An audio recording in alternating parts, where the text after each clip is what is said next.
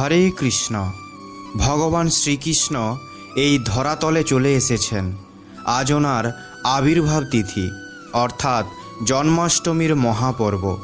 আপনাদের সবাইকে জন্মাষ্টমীর মহাপর্বের অনেক অনেক শুভেচ্ছা।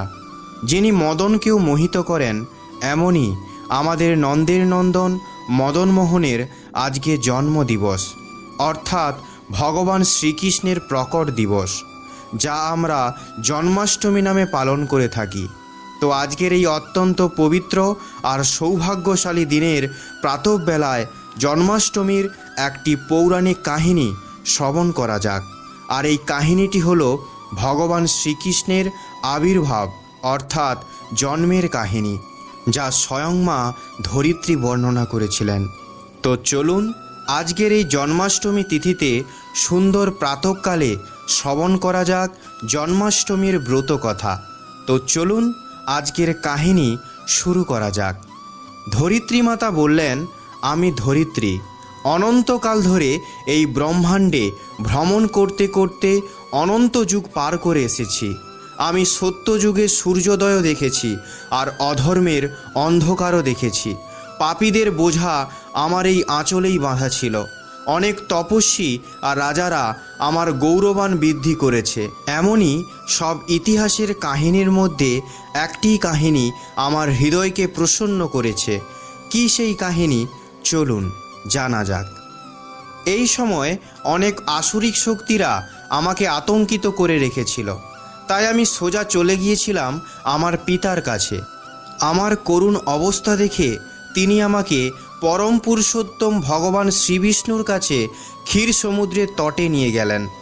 আমাদের সঙ্গে সেখানে ভগবান শিবসহ অন্যান্য দেবতারাও উপস্থিত ছিলেন।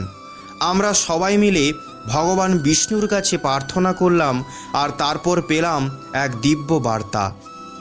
ভগবান শ্রীবিষ্ণু বার্তা দিলেন। সবাই তো সেই বার্তাটা বুঝতেই পারল না, কিন্তু ভগবান শ্রী ব্রহ্মা আমাদের এই কথাটির অর্থ বুঝিয়ে বললেন, হে দেবতাগণ, পৃথিবীতে আসুরিক শক্তি থেকে বাঁচতে আর ধর্মের পুনঃস্থাপন করতে আমি শীঘ্রই এই ধরাতলে অবতরিত হব। এরপর মা ধরিত্রী বললেন, ভগবান শ্রীহরির এমন বার্তা শুনে সমস্ত দেবতাগণ প্রসন্ন হয়ে গেল। আমার তো খুশির ঠিকাদারি রইল না, কারণ স্বয়ং পরম পুরুষোত্তম পরম ভগবান স্বয়ং আমার উপর পদক্ষেপ রাখবেন। এর থেকে বড় সৌভাগ্য আর কি হতে পারে? স্বর্গলোকে যখন এইসব কথা হচ্ছিল, তখন ধরাতলের একটি বিশেষ ঘটনা চলছিল। ভগবানের আসার পূর্ব প্রস্তুতি। যদুবংশের মহান রাজা শূরসেনের পুত্র বসুদেব এবং দেবকের রাজকন্যা দেবকীর বিবাহ হচ্ছিল। বিবাহ আমার জন্য বিশেষ ছিল, কারণ এই পরিবারেই পরম ভগবান জন্মগ্রহণ করতে চলেছেন। সম্পূর্ণ মথুরা নগরীকে সুন্দরভাবে সাজানো হয়েছিল। চারিদিকে ঢোল, করতাল, সানাই বাজছিল। বিবাহ সম্পন্ন হয়ে গিয়েছিল। এবার নববিবাহিত দম্পতি নিজের রাজ্যে ফিরে যাওয়ার প্রস্তুতি নিচ্ছিল। কিন্তু এই সম্পূর্ণ বিবাহ আমার একটি আশ্চর্যজনক কথা মনে পড়ল। তা হলো কংস, দেবকীর ভাই, মহারাজ উগ্রসেনের পুত্র কংস। বিবাহের দিন কংসকে অত্যন্ত আশ্চর্যজনক লাগছিল, কারণ এতদিন কংসের ব্যবহারে অত্যাচারে দুষ্ট কংসকে দেখেছিলাম, কিন্তু আজ ওই পাপী কংস নিজের বোনকে রথে চাপিয়ে শ্বশুর বাড়িতে ছাড়তে যাচ্ছিল, তাও আবার স্বয়ং রথের সারথি হয়ে। আমার তো নিজের চোখে বিশ্বাস হচ্ছিল না, আর আমি পৃথিবীর সম্পূর্ণ ঘটনার সাক্ষী। কিছুক্ষণের জন্য আমারও ভ্রম হয়ে গিয়েছিল। আমার মনে হচ্ছিল কংসের হৃদয় পরিবর্তন হয়নি তো। কিন্তু কিছুক্ষণের মধ্যেই এই ভ্রম ভেঙে গেল, যখন একটি ভয়ঙ্কর আকাশবাণী হলো। আকাশবাণীতে বলল, আরে মূর্খ কংস, যেই দেবকীকে তুমি রথে চড়িয়ে নিয়ে যাচ্ছ, তার অষ্টম সন্তান তোমার কাল হবে, অর্থাৎ মৃত্যুর কারণ হবে। এই আকাশবাণী শুনে আশেপাশে সবার হৃদয় ভয়ে ভীত হয়ে উঠল। মৃত্যুর ভয়ে কংস কেঁপে উঠল। তারপরেই তার বাস্তবের চেহারা সামনে আসলো। সে তলোয়ার উঠালো আর নিজের বোনকে মারতে এগিয়ে গেল। এক হাত দিয়ে সে দেবকীর কেশ ধরল আর ডান হাতে তলোয়ার তুলে প্রহার করার জন্য তৈরি হলো। এবার দেখুন, এটি একটি জরুরি অবস্থা, কিন্তু রাজপুত্র বাসুদেবও বুদ্ধিমান ছিলেন। এক মুহূর্তেই তিনি তার নববিবাহিত স্ত্রী দেবকীকে বাঁচানোর জন্য কংসকে ডেকে বললেন, দাঁড়াও ভাই, তোমার মতো মহাবীরকে এটি শোভা দেয় না। তুমি তোমার মৃত্যুর ভয়ে নিজের বোনকে বধ করতে চলেছ, তাও আবার তখন যখন এইমাত্র তার বিবাহ হলো। জন্ম আর মৃত্যুচক্র থেকে তো সবাইকেই বেরোতে হয়, তাহলে এই ভয় কিসের? এবার কংসের মতো অত্যাচারী ব্যক্তির কানে এই শব্দ পাথরের ওপর জল ফেলার মতো ছিল। বসুদেবের কথায় তার ওপর কোনো প্রভাব পড়ল না। শেষে বসুদেব কংসকে এই প্রতিশ্রুতি দিল যে যখনই দেবকীর কোনো সন্তান হবে তখন সেই সন্তানকে কংসকে দিয়ে দেবেন। বসুদেবের এমন কথা শুনে আবার সেখানে উপস্থিত সবার হৃদয় কেঁপে গেল, কিন্তু কংস প্রসন্ন ছিল, কারণ সে জানত বসুদেব তার প্রতিশ্রুতি অবশ্যই পালন করবে। তারপর কালের চক্র ঘুরতে লাগলো। দেবকীর প্রথম পুত্র জন্ম নিলেন। সেই দিন আমি দেবকী ও বসুদেবের চোখে বাৎসল্য প্রেম ঝরতে দেখেছিলাম, কিন্তু পরম মুহূর্তেই আমি বসুদেবের চোখে নিজের প্রতিশ্রুতি পালন করার দৃঢ় নিশ্চয়তা দেখেছিলাম। নিজের হৃদয়কে পাথরের মতো শক্ত বানিয়ে দেবকীকে ছেড়ে সে তার নিজের পুত্রকে নিয়ে চলে গেল কংসের কাছে, নিজের নবজাতক শিশুকে দিতে। যখনই কংস শিশুটিকে নিজের হাতে রাখল, তখন কংসের মুখের হাসি বসুদেব স্পষ্ট দেখতে পাচ্ছিলেন। কিন্তু তারপর হঠাৎ কি হলো জানি না, কংস শিশুটিকে বসুদেবের কাছে ফিরিয়ে দিল আর বলল, নিয়ে যাও তোমার এই সন্তানটি। তোমার প্রথম সন্তানকে নিয়ে আমার কোনো চিন্তা নেই, তাই আমি ওকে জীবনদান দিলাম। আমি কিন্তু জানতাম কংসের এই হৃদয় পরিবর্তন কিছুক্ষণের জন্যই, আর আমার মনের সংশয় কিছুক্ষণের মধ্যেই কেটে গেল। এরই মধ্যে ওখানে নারদ মুনি উপস্থিত হলেন। তিনি কংসকে উত্তেজিত করে বললেন, আরে কংস, তুমি কিভাবে জানবে দেবকীর এই সন্তান প্রথম নাকি অষ্টম? এটি ভগবান বিষ্ণু, তিনি প্রথমকে অষ্টমও বানিয়ে দিতে পারেন আর অষ্টমকে প্রথমও বানিয়ে দিতে পারেন, সাবধানে থাকবে। এতটুকু বলার পর নারদ মুনি ওখান থেকে চলে গেলেন আর ছেড়ে গেলেন কংসের মনে সংশয়ের বীজকে। আমি কিন্তু বুঝতে পেরে গিয়েছিলাম নারদ মুনি কংসকে উত্তেজিত করেছিলেন, কারণ তার পাপের কলসি তাড়াতাড়ি ভরা প্রয়োজন, তাহলেই তো ভগবান আসবেন। তারপর কংস তার সৈন্যদের আদেশ দিল যে বসুদেবের নবজাতক শিশুকে হত্যা করে দিতে, আর এই বলে দেবকী ও বসুদেবকে কারাগারে বন্ধ করে দিল। দেবকী প্রতি বছর একটি করে পুত্র জন্ম দিল, আর কংস অত্যন্ত দয়াহীনভাবে সমস্ত পুত্রদের হত্যা করে দিল। এখন তার অন্তিম সময় নিকটে এসে গিয়েছিল, আর অন্যদিকে ভগবান শ্রীকৃষ্ণ পৃথিবীতে আসার জন্য প্রস্তুত হচ্ছিলেন। তিনি যোগমায়াকে ডেকেছিলেন আর তাকে বললেন, হে যোগমায়া, এই সময় দেবকীর গর্ভে আমারই একটি অংশ উপস্থিত আছে। তুমি এই সময় ব্রজে যাও, যেখানে বসুদেবের দ্বিতীয় স্ত্রী রোহিণীনন্দ ভবনে রয়েছেন। তুমি দেবকীর গর্ভকে রোহিণীর গর্ভে স্থানান্তরিত করো। যখনই তুমি দেবকীর সপ্তম গর্ভকে স্থানান্তরিত করবে, তখন এই পুত্রটি শঙ্কর্ষণ নামে জানা যাবে। এরপর আমি স্বয়ং দেবকীর অষ্টম সন্তান হিসাবে প্রকট হব, আর সেই সময় তুমি নন্দ মহারাজের স্ত্রী যশোদার গর্ভে পুত্রী রূপে প্রকট হবে। ভগবানের আদেশ পেয়ে যোগমায়া তেমনই করলেন। দেবকীর সপ্তম গর্ভ গোকুলে রোহিণীর গর্ভে স্থানান্তরিত করলেন, আর অন্যদিকে সবাই জানল যে দেবকীর গর্ভপাত হয়ে গেছে। কিন্তু আমি তো অত্যন্ত প্রসন্ন ছিলাম, কারণ রোহিণীর পুত্ররূপে আদিগুরু বলরামের আগমন আমার ধরাতলে হয়েছিল। আর এবার সময় ছিল পরম ভগবান পুরুষোত্তমের আসার।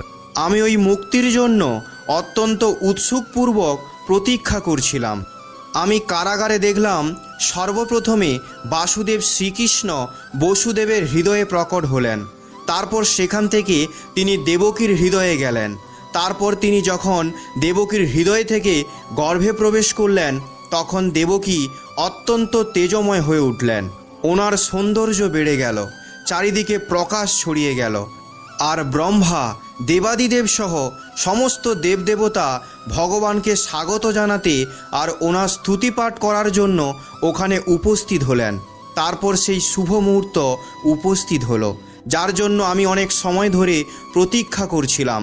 আমি দেখলাম সম্পূর্ণ ব্রহ্মাণ্ড শান্তি, সুন্দরতা আর সত্যগুণ দ্বারা ভরে গিয়েছিল। মেঘ ভরা আকাশে সমস্ত নক্ষত্রমণ্ডল স্থিতিতে উপস্থিত হয়ে গিয়েছিল। নদী আর সরোবর স্বচ্ছ জলে ভরে গিয়েছিল। পাখিরা আর মৌমাছিরা মধুর গুঞ্জন করছিল। সুগন্ধিত বায়ু প্রবাহিত হচ্ছিল আর ব্রাহ্মণদের যজ্ঞ অগ্নি প্রজ্বলিত হয়ে উঠল। সম্পূর্ণ আকাশে খোল, করতাল, মৃদঙ্গ বেজে উঠল। গন্ধর্ব, দেবতা, কিন্নর আর অপ্সরারা মধুস্বরে গান আর নৃত্য করতে লাগল। এমন মনোহর আবহাওয়ায় মধ্যরাত্রিতে অষ্টমী তিথিতে রোহিণী নক্ষত্রে পরম ভগবান শ্রীকৃষ্ণ মা দেবকীর গর্ভ থেকে প্রকট হলেন। তিনি শিশুরূপেই চারভুজ ধারণ করেছিলেন। ওনার এক একটি হাতে শঙ্খ, চক্র, গদা, পদ্ম শোভায়িত ছিল। ভগবানকে দেখে বসুদেবা দেবকী প্রার্থনা করতে লাগলেন। এর উত্তরে ভগবান শ্রীহরি বললেন, হে নিষ্পাপ মাতা, স্বয়ম্ভু মনন্তরে আপনি পৃষ্ণি নামে এবং পিতা বসুদেব প্রজাপতি সুতপা রূপে ঘোর তপস্যা করেছিলেন। 12,000 বছর ধরে আপনার দ্বারা করা এই কঠিন তপস্যায় প্রসন্ন হয়ে আমি এই রূপে আপনার সামনে প্রকট হয়েছিলাম। তখন আপনারা আমাকে পুত্ররূপে পাওয়ার ইচ্ছা রেখেছিলেন। আপনাদের ইচ্ছা পূর্ণ করার জন্য ওই মনন্তরে ত্রেতা যুগে পৃষ্ণিগর্ভে আপনার পুত্র হয়ে এসেছিলাম। পরের যুগে যখন আপনারা মাতা অদিতি এবং পিতা কশ্যপ ঋষি রূপে ছিলেন, তখন আমি আপনাদের পুত্র উপেন্দ্র রূপে দ্বিতীয়বার অবতার ধারণ করেছিলাম। আর এখন আমি তৃতীয়বার আপনার পুত্র হয়ে প্রকট হয়েছি। তাই আপনাদের কংস দ্বারা ভয়ভীত হওয়ার প্রয়োজন নেই। এইভাবেই ভগবান শ্রীহরি বসুদেবকে আদেশ দিলেন ওই মুহূর্তেই যেন ওনাকে গোকুলে নিয়ে যান আর ওখানে যশোদার কন্যার সাথে পরিবর্তন করে দিন। ভগবানের আদেশ পাওয়া মাত্রই বসুদেব ছোট্ট গোপালকে গোকুলে নিয়ে যাওয়ার জন্য তৈরি হলেন। যোগমায়ার প্রভাবে ওনার পায়ের শিকল, হাতের শিকল একা একাই খুলে গেল। সমস্ত সৈন্যরা নিদ্রা অবস্থায় চলে গেল আর বসুদেব কারাগার থেকে বাইরে এলেন। ওই সময় ভীষণ বর্ষা হচ্ছিল, অনেক বিদ্যুৎ চমকাচ্ছিল। বৃষ্টি থেকে ভগবানকে রক্ষা করার জন্য শেষনাগ গোপালের ওপর ছাতার মতো হয়ে গেলেন। সেই সময় যমুনা নদীতে জল অত্যন্ত বেড়ে গিয়েছিল, কিন্তু ভগবানের পায়ের স্পর্শ পাওয়ার পর যমুনা নদী দুই ভাগ হয়ে বসুদেবকে পথ করে দিয়েছিল। গোকুলে পৌঁছে বসুদেব গোপালকে নন্দ মহারাজের স্ত্রীর পাশে রেখে দিলেন আর যশোদা দ্বারা জন্মানো বালিকাকে নিয়ে আবার মথুরায় ফিরে এলেন। যখনই তিনি ফিরে এলেন, ওনার হাতে ও পায়ে শিকল একা একাই বন্ধ হয়ে গেল আর সৈন্যরাও জেগে গেল। কংসের কাছে খবর গেল যে দেবকীর অষ্টম সন্তান জন্ম দিয়েছে। তখন অত্যন্ত উদ্বিগ্ন অবস্থায় কংস ওই মুহূর্তেই কারাগারে চলে গেল। ওখানে গিয়ে সে জোর করে দেবকীর থেকে বালিকাটিকে কেড়ে নিল আর তার বালিকাটির দুই পা ধরে মাটিতে ছুঁড়ে ফেলার জন্য উপরে তুলে নিল। তখনই ওই কন্যা কংসের হাত থেকে বেরিয়ে একটি অষ্টভুজাধারী দেবীরূপে আকাশে প্রকট হলেন। গর্জিত বাণীতে তিনি কংসকে বললেন, আরে মূর্খ কংস, আমাকে মেরে তুমি কিচ্ছু পাবে না। দেবী বললেন, তোমারে বধিবে যে গোকুলে বাড়িছে সে, অর্থাৎ তোমাকে মারার জন্য স্বয়ং ভগবান জন্মগ্রহণ করে নিয়েছেন। এবার তুমি মৃত্যুর নিকটে। এসব বলেই ওই দেবী ওখান থেকে অদৃশ্য হয়ে গেলেন। আর এভাবেই ভগবান পৌঁছে গেলেন গোকুলে। এবার আমি অপেক্ষায় ছিলাম কখন ভগবান নিজের দিব্যলীলা আরম্ভ করবেন আর নিজের ছোট ছোট পবিত্র পাদুকা দ্বারা আমার আঁচলকে পবিত্র করে তুলবেন। এখনও পর্যন্ত আপনি যদি আমাদের চ্যানেলটি সাবস্ক্রাইব না করে থাকেন, তাহলে ভিডিওটিতে একটি লাইক করে অবশ্যই সাবস্ক্রাইব করে দেবেন। বৃন্দাবন আমার ধরাতলে সবথেকে সুন্দর আর সৌভাগ্যশালী স্থান, যেখানে মাটির সুগন্ধ, পাতার খসখসে শব্দে সেই দিব্য বালকের নাম এখনও প্রতিধ্বনিত হয়।